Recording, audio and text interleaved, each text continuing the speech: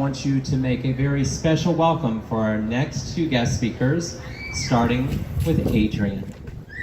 Woo! Hello. I'm short, sorry guys. Hello, my name is Adrian and I'm trans. To be trans is such a unique experience, it's almost difficult to put it into a short speech.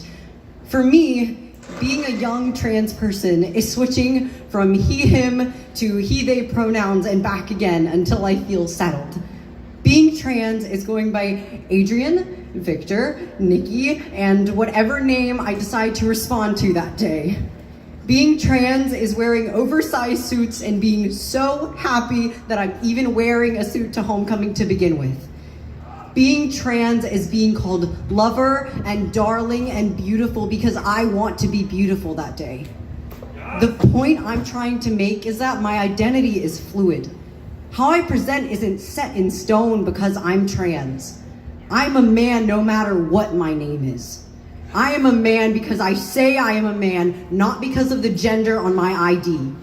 I'm a man because being a man is so much more than being traditionally masculine and acting a specific way. I am a man because it was who I was born to be. When I was younger, I thought that I wanted to be a marine biologist when I grew up, then a biomedical engineer. I don't think as a kid I ever had an aha moment of being trans.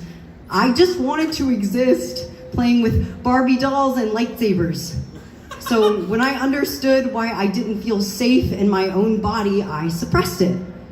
I didn't know what being trans was. That fear didn't go away when I figured it out. I struggled for years with who I was, and honestly, I still do today. I know how lucky I am to have such a loving community behind me when I finally came out, but so many other trans kids my age don't have that option. I made a promise to my younger self to explore my own gender identity the day I started testosterone. And so, a year and 3 months ago, I went on another long journey of self-discovery. Through all of this, I've come to understand that it doesn't matter how anyone else sees me. It took me so long to understand that clothes don't define my gender. Wanting to look nice doesn't make me any less of a man. The most important thing I learned about myself over the past year, though, is that I really don't care how other people see me. And I'm a man. And sure, I'm a man with makeup, or I'm a man with frilly shirts and high heels, but what I wear does not make me any less of who I am.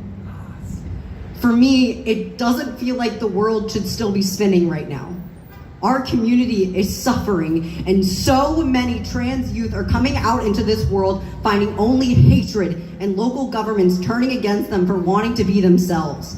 It is crazy to me that the lawmakers of this country are trying to talk about the trans experience when most of them haven't even spoken to a trans person before. The trans experience cannot be summed up by just one person. My life is so different from some of my other trans brothers and sisters, but that doesn't matter. We are so strong together. Together as a community, we can create the change that so many trans youth need in the world right now. We have the ability to turn the tides against the things that are happening in this country. Trans kids are our kids, and we support all trans youth. I hope you leave here today with a new view on life, and I hope that you learn something new. I have a poem for the trans youth who need a space to understand that you are here and we have hope for you. It's called The Moon is Trans by Joshua Jennifer. The moon is trans. From this moment forward, the moon is trans. You don't get to write about the moon anymore unless you respect that. You don't get to talk about the moon anymore unless you use her correct pronouns. You don't get to send men to the moon anymore unless their job is to bow down to her and apologize for the sins of the earth. She is waiting for you, pulling at you softly, telling you to shut up already, please. Scientists theorize the moon was once a part of the earth that broke off when another planet hit it. Eve came from Adam's rib, etc. Do you believe in the power of not listening to the inside of your own head? I believe in the power of you listening to the inside of your own head.